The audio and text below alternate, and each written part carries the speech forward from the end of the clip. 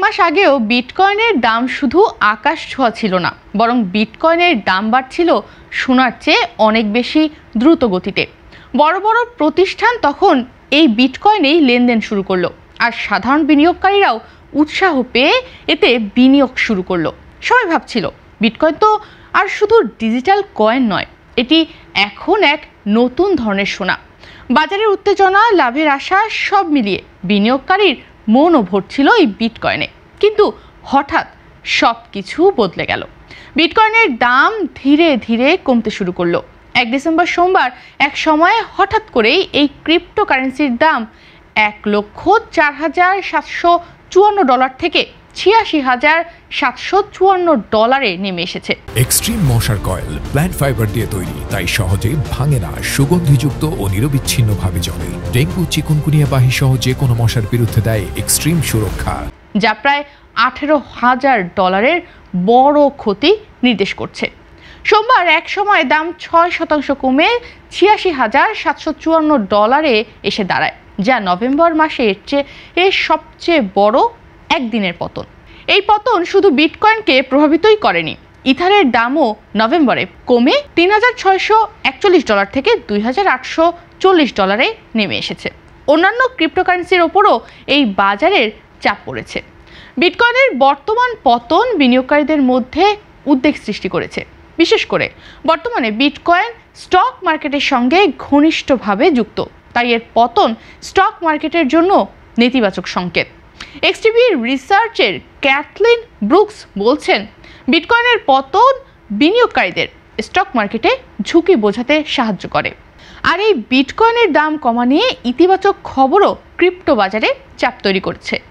S&P global বিশ্বের বৃহত্তম stable coin থেটারের rating কমিয়ে দিয়েছে। স্ট্র্যাটেজির সিইও জানিয়েছেন, যদি তাদের MNAV এর মান 1-এর নিচে নেমে যায়, তারা তাদের বিটকয়েন বিক্রির কথা ভাববে। বর্তমানে এর রেশিও 1.19%। একই সঙ্গে স্ট্র্যাটেজি, কয়েনবেস, রায়ট প্ল্যাটফর্মস এবং মারা হোল্ডিংসের শেয়ার প্রি মার্কেটে 3 থেকে 4% কমেছে। ক্রিপ্টো মার্কেট একসময় সর্বকালের সর্বোচ্চ $4.3 ট্রিলিয়ন সাইজে পৌঁছেছিল, কিন্তু এখন বাজার অনেকটাই কমে এসেছে। পুরো ক্রিপ্টো মার্কেটের মোট ক্ষতি বর্তমানে $1 ট্রিলিয়নের বেশি, অর্থাৎ 1 মাস বা 1 বছরের মধ্যে বিনিয়োগকারীরা বাজার থেকে বড় ধরনের অর্থ হারিয়েছে শুধুমাত্র এই বিটকয়েন থেকে। লন্ডন স্টক এক্সচেঞ্জের তথ্য অনুযায়ী নভেম্বরে শুধু US listed spot bitcoin ETF থেকে $3.43 বিলিয়ন হারিয়েছে। এর মানে হলো বিনিয়োগকারীরা এই অর্থ বাজার থেকে তুলেছে, যা ক্রিপ্টোতে আস্থা কমে যাওয়ার ইঙ্গিত দেয়।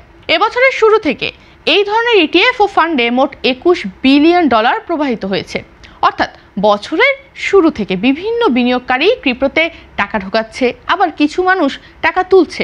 এর মাধ্যমে বোঝা যায় বাজারে এখনও আগ্রহ আছে, কিন্তু উত্থান পতনের কারণে বিনিয়োগকারীরা সতর্ক হয়ে চলছে। এই পরিস্থিতিতে বিনিয়োগকারীদের জন্য নতুন চিন্তার জায়গা তৈরি করছে।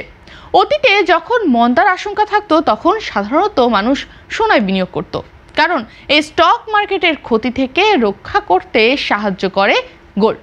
কিন্তু বিটকয়েন ধীরে ধীরে সেই পুরনো কৌশলের বিকল্প হয়ে উঠছে। দীর্ঘদিন ধরে স্থিতিশীলতা এবং স্বীকৃতি পাওয়ায় অনেক বিনিয়োগকারীরা এটাকে হেজ বা সুরক্ষার উপায় হিসেবে ভাবছিল। তবে এখানেই কিন্তু ঝুঁকি আছে। বিটকয়েনের দামের ওঠানামা খুব দ্রুত হতে পারে, তাই বিনিয়োগের আগে আপনাকে ভাবতে হবে নিজের ঝুঁকি, সহনশীলতা, বিনিয়োগের লক্ষ্য আর বাজারের সামগ্রিক পরিস্থিতি। সঠিক সময়ে সঠিক সিদ্ধান্ত নিলে ক্ষতি কমানো সম্ভব, আর হয়তো সুযোগও ধরা যায়।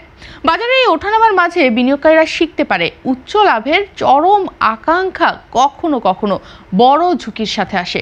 সঠিক পরিকল্পনা আর ধৈর্যই হবে দীর্ঘমেয়াদী বিনিয়োগের মূল চাবিকাঠি। যেহেতু বিটকয়েনের দাম এখন পড়তে শুরু করেছে, তাই আপনাকে এখন বিনিয়োগের আগে ভাবতে হবে আপনি কোথায় বিনিয়োগ করবেন, সোনায় নাকি বিটকয়েনে।